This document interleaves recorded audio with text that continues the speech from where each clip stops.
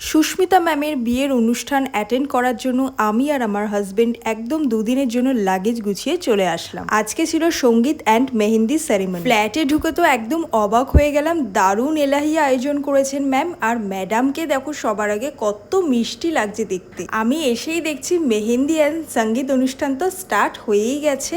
Madam তো মেহেন্দি পড়ছে, তার সাথে কিন্তু অনেকেই মেহেন্দি পড়ছে। আর এখানে দেখো সবাই দারুণ সুন্দর ডান্স করছেন, অসাধারণ ডান্স করেছে প্রত্যেকেই, সেটা তোমরা দেখতেই পাচ্ছ।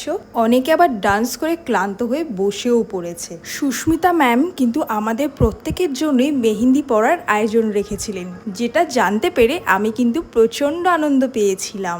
দেখো মেহেন্দির ডিজাইনটা কত সুন্দর করে কেয়ারফুলি পরাচ্ছে সবাইকে। আর এখানে দেখো কন্টিনিউ কিন্তু ডান্স হয়েই চলেছে, সবাই কিন্তু প্রচণ্ড খুশি। বাঙালি বিয়ের আগের দিন যে রিচুয়ালসগুলো থাকে, এখানে দেখো বাড়ির বড়রা সেগুলোই এখন করছে। ম্যাডামের হাতের 1 ফিট মেহেন্দি পরা কমপ্লিট হয়েছে। দেখো কত বিউটিফুল লাগছে ম্যাডামকে। আর মেহেন্দির ডিজাইনটা কেমন হয়েছে কমেন্ট করে জানিও। ফাইনালি এখন আমিও মেহেন্দি পরতে বসে গেছি।